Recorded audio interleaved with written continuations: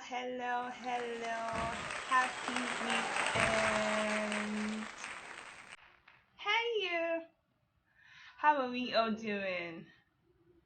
It's been an amazing time. I've been so excited lately. Yeah, so many beautiful things happening, and I hope same is happening for you. I hope you're excited. I hope you're happy. I hope you are doing well. Let me know. Just let me know. How has it been for you? How's work been? How's life been treating you? So if you're here for the first time, this is Angel. I'm saying hello, and this is one of your favorite talk show. Let's talk with my gosh. We have authors come up here to share their experiences and tell themselves. So it's one of the shows where you come and gain value. You receive value, you gain value. All right. So let everyone who's here share to their friends, share to your friends and family. Let them come up here. Let them come and gain value. So you get to ask our guests questions. You get to receive answers to these questions. Anything you like to know. If you have any information you like to know about our guests, about their project, about their book, because we've been speaking to authors recently. So if you have questions for them or about your book, just let us know. You either send me a DM or you drop your comment in the comment box and it will be received. It will be received. So share with friends and family that you're here and let them join in. Our guest will be here shortly and I'm going to be introducing him. He is an amazing personality, one you would always gain value from. So you'll be meeting him today and he's going to be sharing a whole lot. Today we're doing a review of his book Lessons from 10. Such an amazing book. It's a writing guide and we'll be talking more about it. Our guest today is Stephen Angbulu. He's going to be sharing so much with us. He's an award-winning writer, a top LinkedIn personality. You see, I said that with so much emphasis. A top LinkedIn personality who is going to be speaking with us today.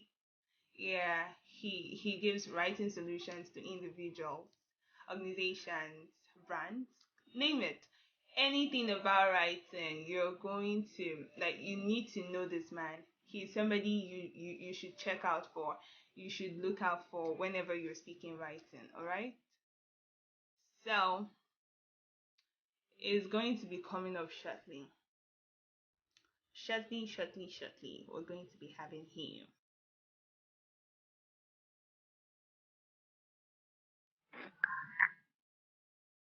Uh, good Hello, evening, sir. everyone. Good evening. Good evening, sir. How do you do?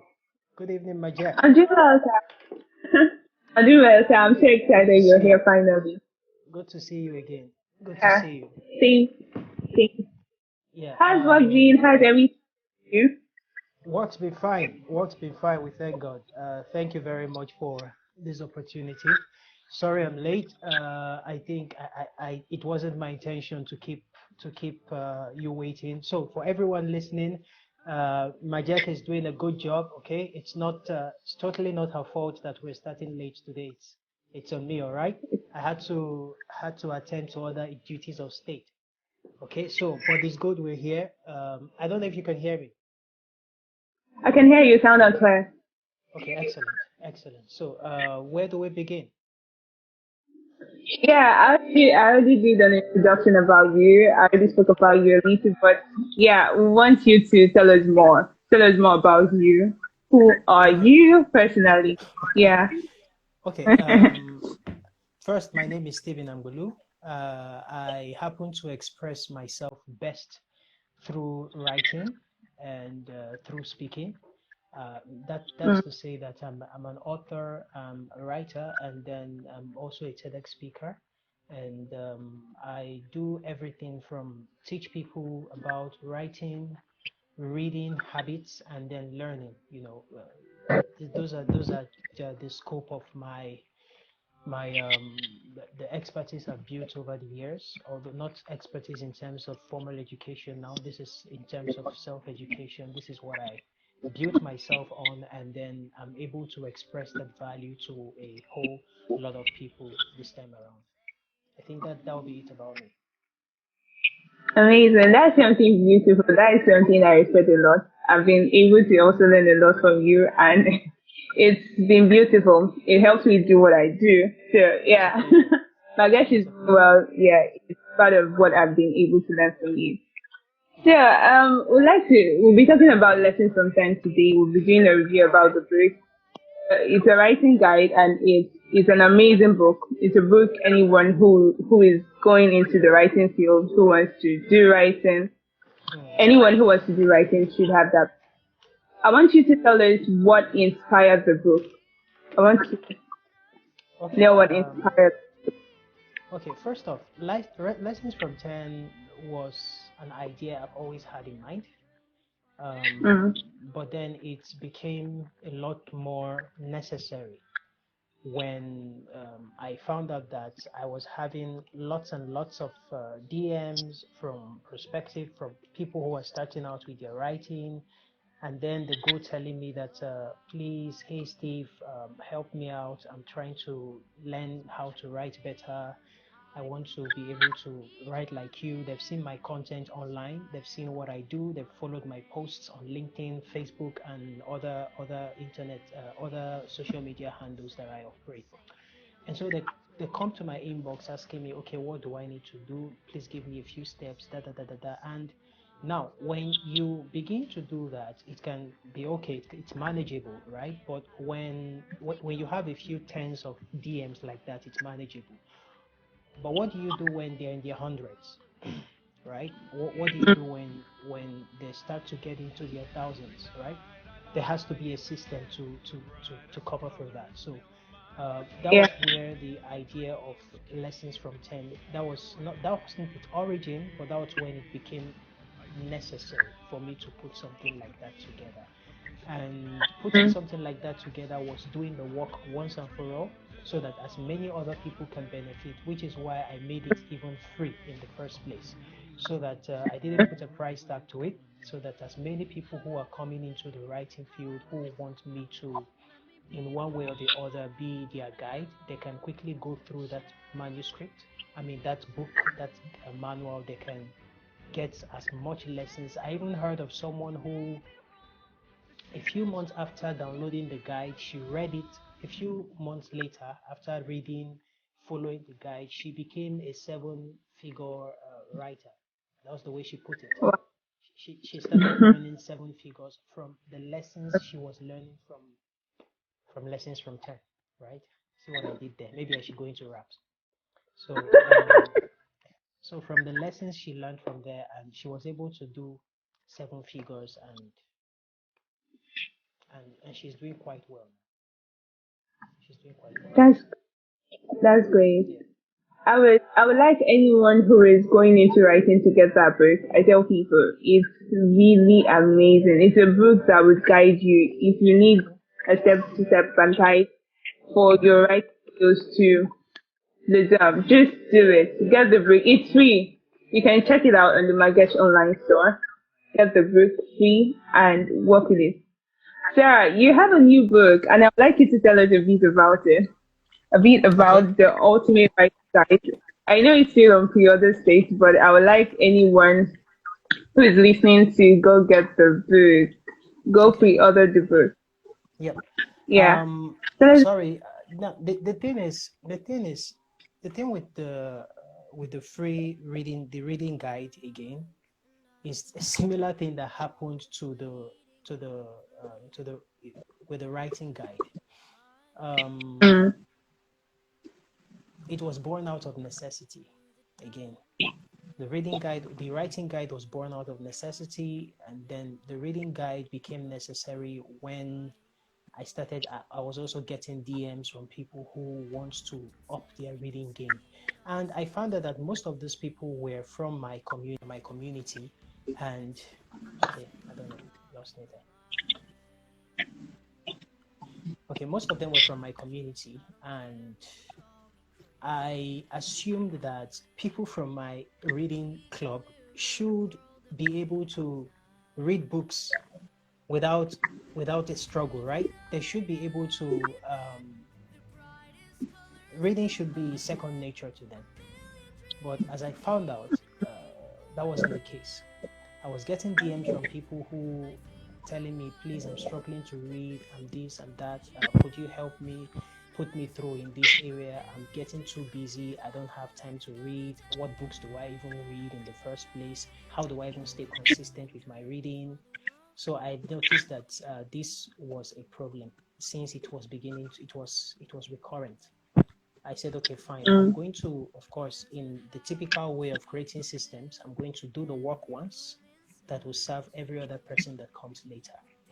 But this time around, I said, okay, I'm not going to make it free, right? Because, of course, why would I be giving it free all the time? You know, Yeah. people have to at some point earn their. There has to be some, how do I put it now, some gate pass to the value we provide. I know that as much as possible, it's in my heart. I want to do this for people. I want people to be able to read. Because one thing about reading is this, reading is a gateway skill. Imagine a person, or imagine buying a phone and the manufacturer tells you, or a laptop now, the manufacturer tells you that this laptop, there is no capacity for it to upgrade.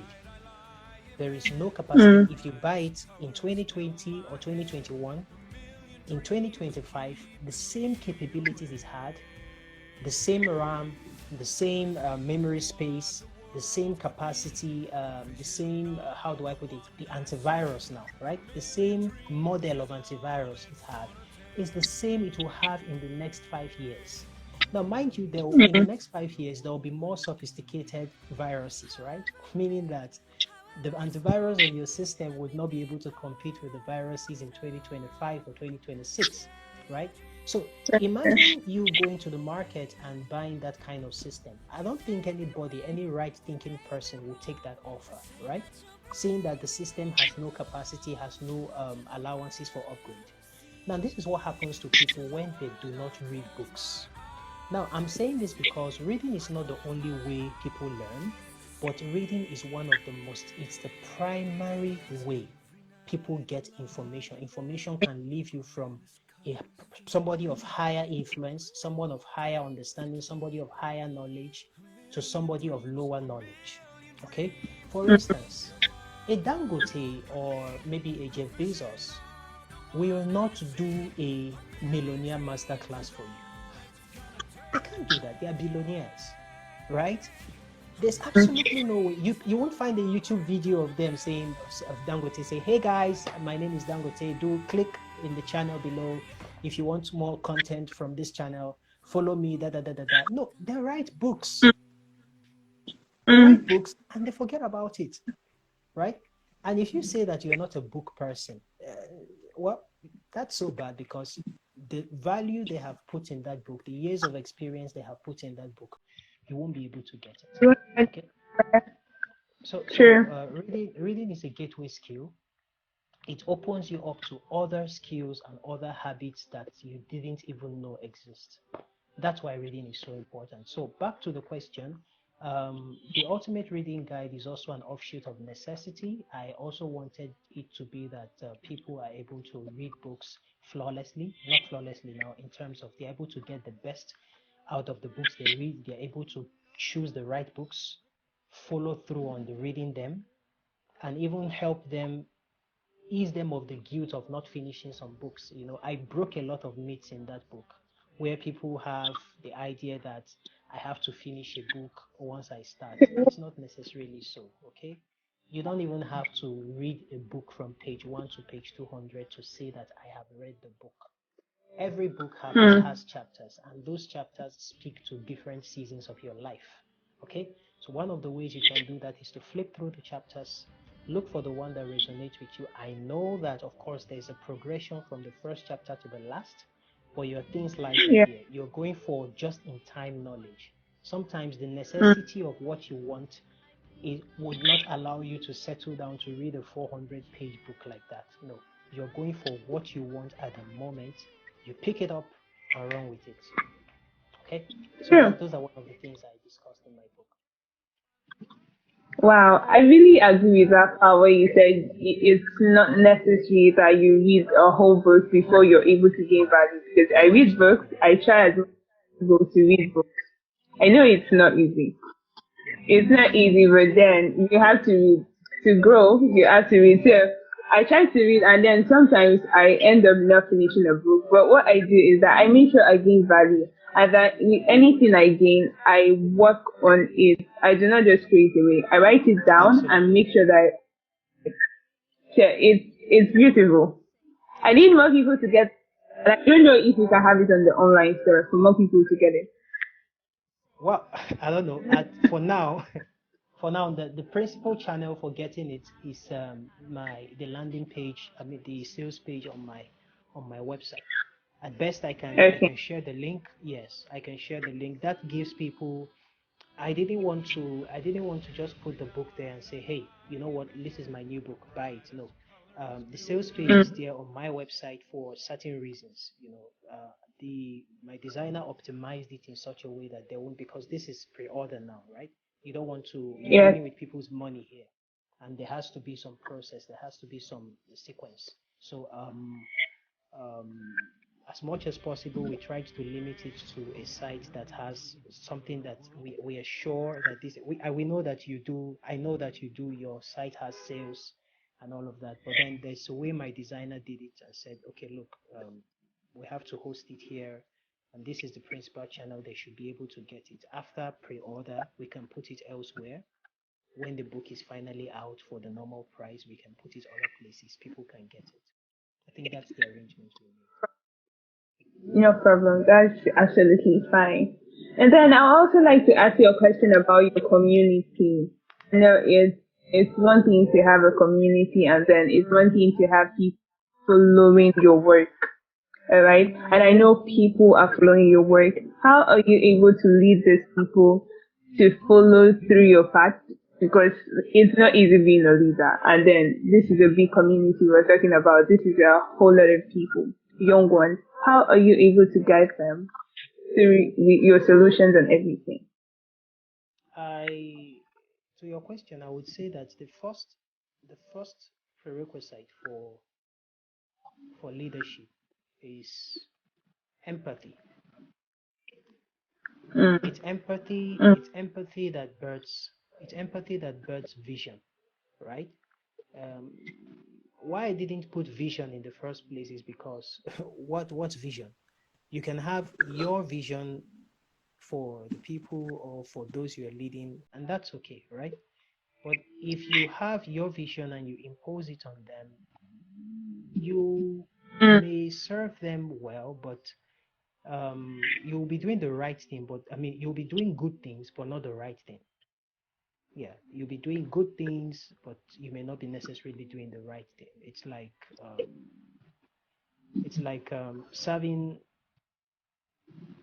I don't want to. I'm trying to find the right analogy to use, but this is how best I can put it. Leadership, empathy is very important. And by empathy, I mean you putting yourself in the shoes of those you lead, right? And mm. for everyone, I noticed that the age gap within my group, within the group, the age range within my group are people from ages 21. There are people from ages 21 and even people younger to as far as people in their mid 50s. That's what I Wow. noticed. But Uh, the bulk of the population is people from 24, 25 to let's say 30, 31.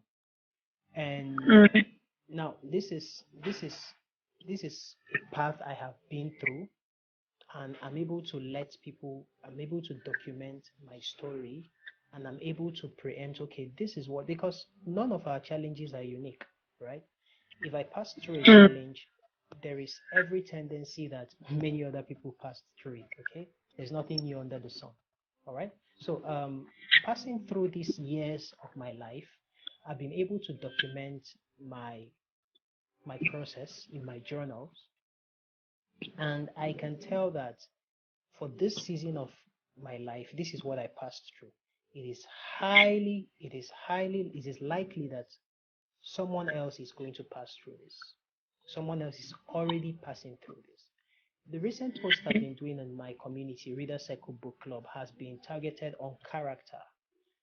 Things about how that no matter how far you want to go, you have to take care of the little foxes in your life. Because it's not just about you making the name, it's not just about you going far, it's about you taking care of those things that could be impediments, right? They may not seem like that now, but they could be. Now, this is one of the struggles I had when I was growing up. Why? Because there's a lot of youthful energy, there's a lot of youthful exuberance, and those energies will try to find expression in one way or the other if they are not guided. You see that? So, Guidance. unfortunately, some people have channeled that energy into various vices. Vices that they once started as hobbies, but now those hobbies have become masters of them. You see that? Hmm. And Yeah. when you try to grow with that, when you try to move through life with that, it could be an impediment. The second to the last post I made was on the stage, the stage light, right? Before the curtains open on you, I gave the analogy of people who perform on stage. Before the red curtains open before you and the light beams on you, make sure you take care of the shenanigans behind the curtains because under the light, everything is exposed. Under the light, everything is amplified. Your Hmm. tiniest flaws, the things that you say did not matter, they cannot be forgiven under the spotlight. Okay? It's funny how society has low expectations of themselves, but they have high expectations of those they consider to be leaders, right? People are more comfortable being drunkards, being addicts, but they would not tolerate having an addict or a drunkard as a president. No, they won't do that. You see that? Hmm. Why? Because Hmm. there's this unstated rule that people who have so much power over the lives and destinies of other people should be held to a high standard of morality. You see that? So there's this, well, call it double standards. It's not double standard. It's the way the world works. Okay, people would rather, this is just how it is. Okay, so if you want to last, ensure that you deal with some of these things. So back to empathy. This is how I'm able to craft messages. This is how I'm able to craft my post to speak to members of my community.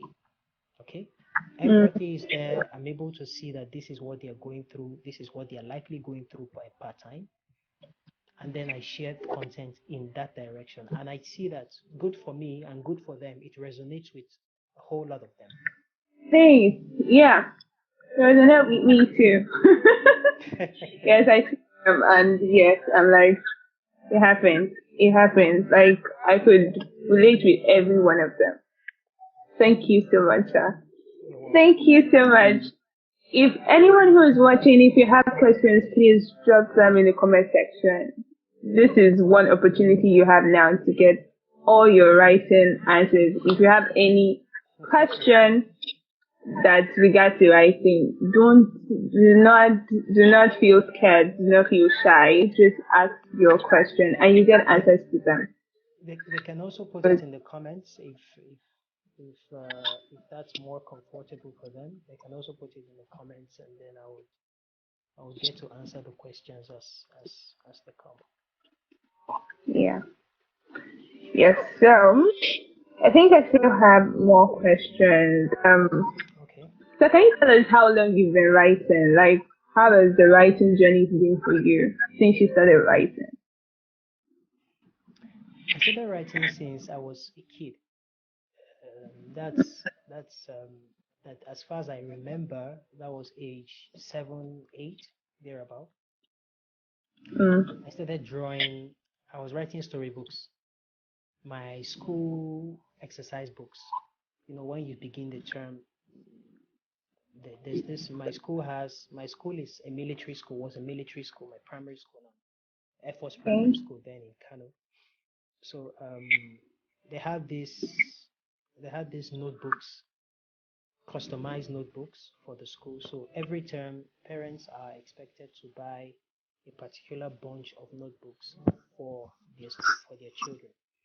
And so I Yeah. found out that the ones once I'm able to exhaust, and usually the by the time you're done allocating one book to each subject, they are usually extras. So those extras, I picked them and I started using them as storybooks. Storybooks in the sense that not me reading them now, I'm the one writing in them. Okay. Okay. So I started writing about, of course, pretty much what I was consuming at the time. I was writing storybooks about stories about the animal kingdom. I was even adding some kind of art to it, drawing, making illustrations in the books. I wasn't so much good in drawing. I was average, not bad, but you know. So Yeah. I drew in those books, wrote in them. My mom saw it, my dad saw it. Meh, fine. So I continued I like didn't. that. Pardon? Yeah, I would say they would say you are doing well, and they just you What, need to what, what, continue. what, what, typical of African parents, they wouldn't tell you that you should face drawing. They'll tell you to face your books, right? And that's what they did. So I faced my books, but then I was still reading. I was reading. Mm. I had the opportunity to. My seatmate in school then was one of the daughters of this billionaire there in Kano, Dantata. I don't know if you heard about the name Dantata. Someone Yes, sir. Dantata. Yeah. So we happened to be in the same class with one of his daughters or granddaughter, I think, related to her name was I remember her name Rahama Dantata someone. So she was bringing books, lots of storybooks from home. And then I would pick them up, I would read them, I would tell her, please bring more. When next are you coming with more? So I would read them during break time.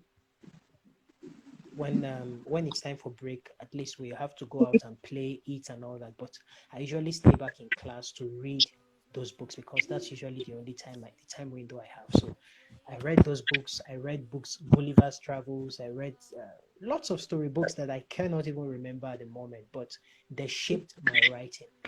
So that was where I started from. I kept writing, but my formal training in writing was in 2013, years later, right? Yeah. Auntie Pauline, I remember her. There was this 5 month strike period for universities then, ASU strike. So I went back home and someone introduced me to a gathering of youth where they learn music, they learn kin and other skills like that. So I went there in there to learn to play the piano, right?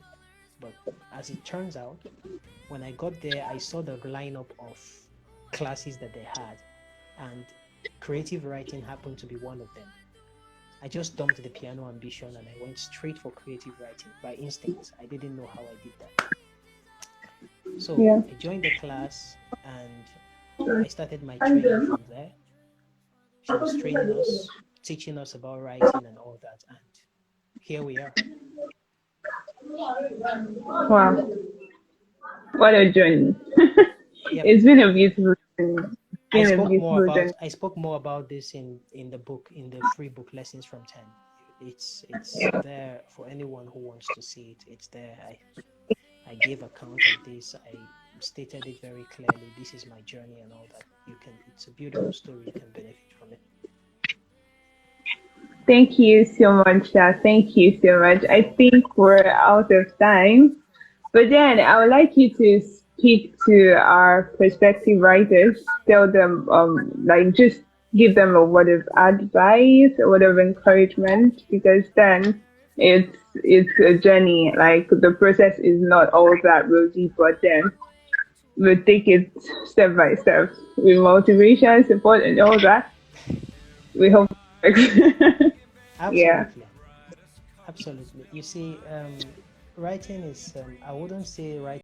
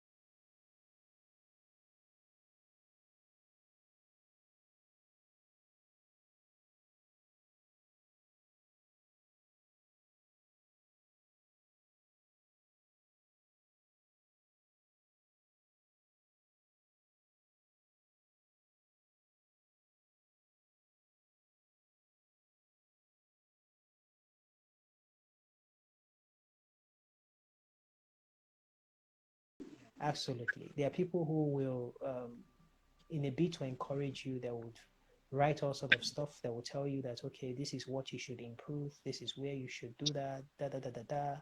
Now, of course, keep your ears open. Take those pieces of advice. But then there are others who are out there to just discredit you. Sadly, that's the way the world works. Okay, there are going to be people who are out there to discredit you, to rubbish what it is you're doing. Um, and most of them, from the motive is, I think, it's that of regret. They wish they were doing what you're doing now, because at some point in time they had the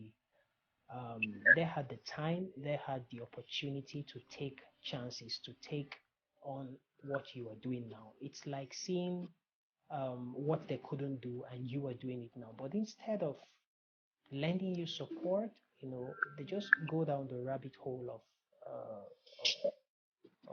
they just that instinct, that evil instinct just kicks in, that since I couldn't do it, man, then whoever is doing it, I'll have to rubbish them. I'll have to pull them down.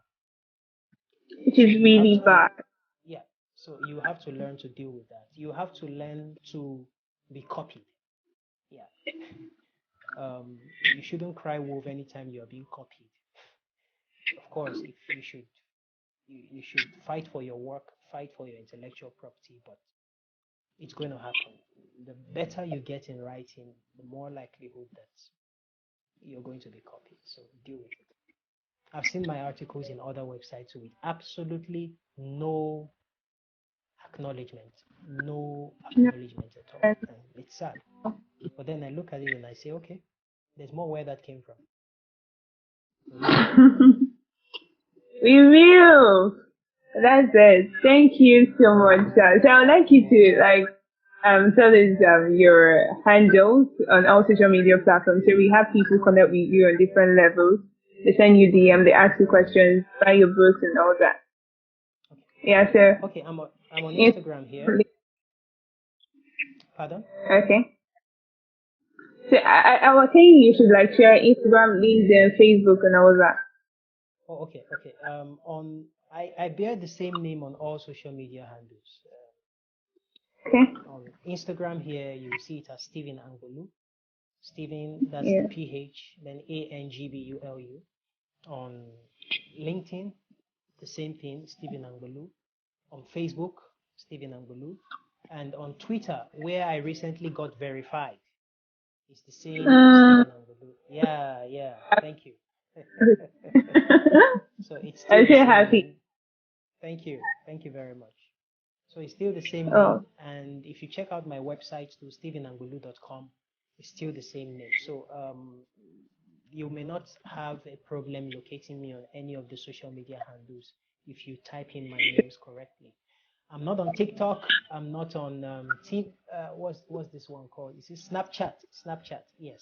I'm not there yet. Maybe I would start doing TikTok videos, those videos that I dance and all that. So Are you sure you maybe I can may. deal? Are you sure you can deal? It's beautiful. Do whatever you Yeah, yeah. can You to can share you can also find me on positive. YouTube. Fine. On YouTube, Stephen Angbulu on YouTube. Like, you can go follow my channel Sure. there. It's all there. Yeah, yeah. So Yeah, TikTok and and we'll keep. Snapchat is out of it one. You were saying? Mm, mm. Yeah, I was saying that we're going to be having this replay on YouTube. Let's talk in my guys. So you're going to be seeing it. You're going to be seeing. I'm also going to share the link with you.